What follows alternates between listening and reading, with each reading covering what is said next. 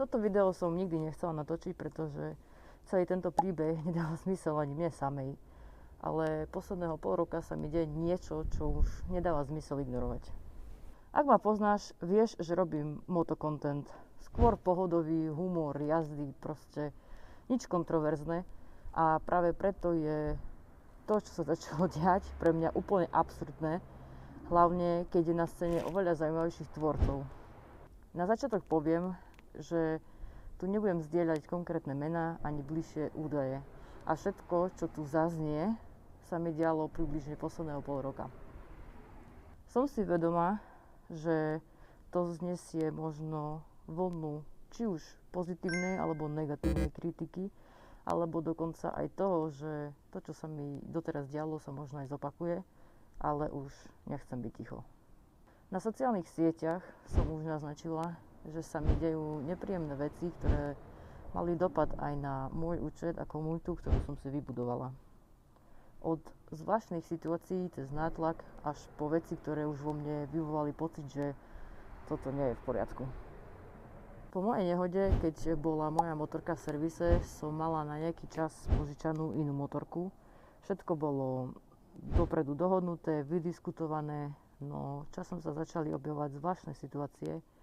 Najprv len také drobnosti, poznámky, otázky, veci, ktoré pôsobili, ako by niekto vedel viac, než by mal. Až do momentu, kedy mi bolo povedané, že niekto vedel, kde som bola a s kým. A to vlastne tak, že si ma nalustrovali cez vozidlo. Ak niekto nevie, čo je lustrácia, je to v podstate preverenie osoby v policajných alebo štátnych databázach. Čiže zjednodušene niekto si vie vyťahnuť tvoje údaje, pohyby, informácie, ktoré by bežne nemal mať k dispozícii. Takáto lustrácia musí mať vždy dôvod, inak je to trestné.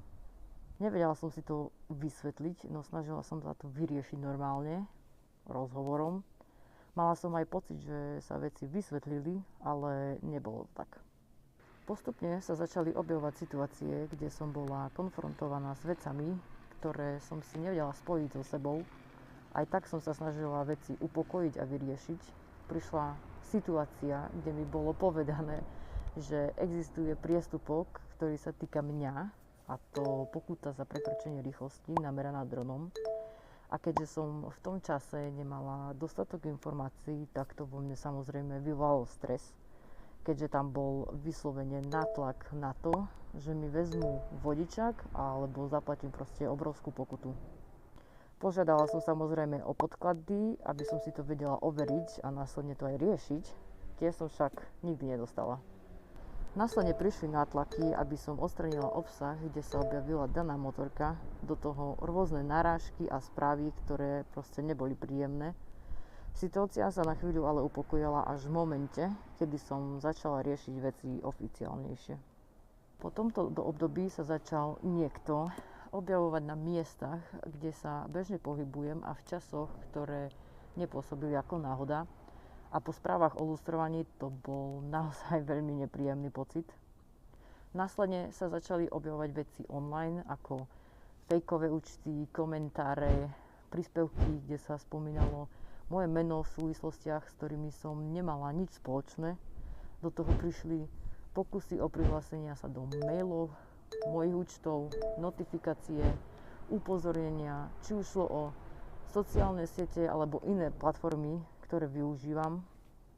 Správy z fejkových účtov, ktoré mali informácie o mojom súkromí a očividne aj prehľad o mojom živote. A v tom momente som už začala mať pocit, že toto nie je náhoda.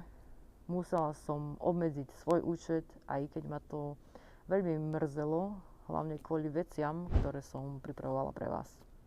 Na Silvestra mi prišla správa, ktorá bola veľmi zvláštna. Obsahovala informácie o tom, čo sa mi deje a veci, ktoré nedávali úplne zmysel. Hlavne tá nevyžiadaná a nechcená ochrana môjho účtu bez môjho vedomia. Tu som si už povedala, že som sa ocitla v nejakom veľmi zlom sci-fi, alebo sa ma niekto snaží extrémne primitívnym spôsobom vystrašiť. To ale nebolo všetko. Po novom roku sa pridali aj nočné telefonáty zo skrytého čísla a vtedy som si uvedomila, že už to začína zasahovať aj môj bežný život. Do toho pokračovali monitorované útoky botov na účet, čiže akoby niekto sledoval, kedy prepnem účet na verejný a spustí sa útok vo forme pribúdania fejkových followerov. Začalo sa to taktiež dotýkať aj ľudí okolo mňa. Jedného mám dovolené spomenúť a tým je Mr. Crazy, ktorému ďakujem za support počas tohto hnusného obdobia. Samozrejme aj všetkým blízkym osobám, ktoré pri mne vtedy boli a pomáhali mi. Ďakujem. A Crazy vlastne bol do toho tiež trochu zaťahnutý a začali potom chodiť aj jemu útočné či informácie odahľujúce komentáre s prepojením na moju osobu. Samozrejme som skúšala rôzne možnosti, ako to riešiť, od zabezpečenia účtov až po hľadanie pomoci. Instagram má v tomto strašnú podporu, ktorá neodpovedá, kým si ju nezaplatíte a obmedzenia ani deaktivácia účtu nepomohla. Preto som sa rozhodla presunúť sa na YouTube, kde tá politika funguje trošku inak, no neprešlo ani 24 hodín a mala som problémy aj tu. Tu už sa zverejnili aj moje osobné údaje, nočné telefonáty neustále pokračovali a taktiež aj pokusy o prihlásenia. A áno, mám všade nastavenie overenia a dvojfaktorovky, tak som si povedala, že stačilo, že by ja som sa nevyspala tu pre nejakého. Získala som kontakt na policajtov pomimo, lebo som to nechcela ešte riešiť oficiálne, s tým, že som sa chcela informovať, aké mám možnosti. Predstavila som im zhruba moju situáciu, na čo mi povedali, že maximálne čo s tým vedia spraviť je priestupok alebo dať zákaz priblíženia. Vtedy som si uvedomila, že vlastne ani tu nemám záruku, že to prestane, aj keď sa ma snažili upokojiť tým, že zvyčajne ak už danú osobu osloví polícia, tak prestane. Smutné na tom všetkom je, že bez priamych dôkazov je veľmi ťažké niečo reálne vyriešiť. A teraz otázka, ktorú asi všetci čakáte, kto za tým je. Úprimne nemám na to jednoznačnú odpoveď, nemám dôkaz, ktorý by som mohla ukázať a povedať, že toto je ono. Mám len súvislosti a tie jednoducho nestačia na to, aby som niekoho označila. Takže áno, vítajte vo svete, kde sa ti niečo deje, ty vieš, že to nie je OK, ale bez dôkazov to proste ostáva len ako pocit. Viem, že sa vo svete dejú aj horšie veci, ako je toto a že táto moja maličkosť je smietkou proti ním, no pravdu povediac, online svet dokáže byť rovnako nepríjemný. To, že o tom nehovoríme, neznamená, že sa to nedeje. Takéto nátlaky sa dejú aj iným ľuďom a ovplyvní to, ako funguješ, ako sa cítiš, čo zdieľaš a hlavne pocit bezpečia. Ak si niečím podobným prešiel, vieš, že to nie je len o tom, čo sa deje navonok, ale je to aj o tom, čo to spraví s tebou. A ak nie, úprimne dúfam, že to nikdy nezažiješ. Hoci je to celé stále otvorené, nemám odpoveď na všetko a veci sa môžu ďalej vyvíjať. Chcem jasne povedať, že tí, ktorí sa s niečím podobným stretávajú, nie ste v tom sami. Nie je hanba priznať, že sa niečo deje, hľadať podporu alebo zdieľať skúsenosti. Priznám sa, párkrát sa ma zmocnil pocit, že či to, čo robím, je správne a že som začala pochybovať aj o sebe ako o osobe.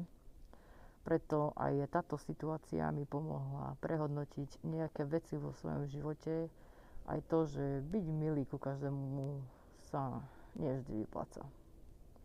No ako sa hovorí, všetko zlé je na niečo dobré. Táto situácia ma prinútila rozbehnúť aj tento YouTubeový kanál a verte mi, máte sa na čo tešiť. Ďakujem, že ste so mnou vydržali tento malý výlet do sveta stalkerov, botov a nervozity.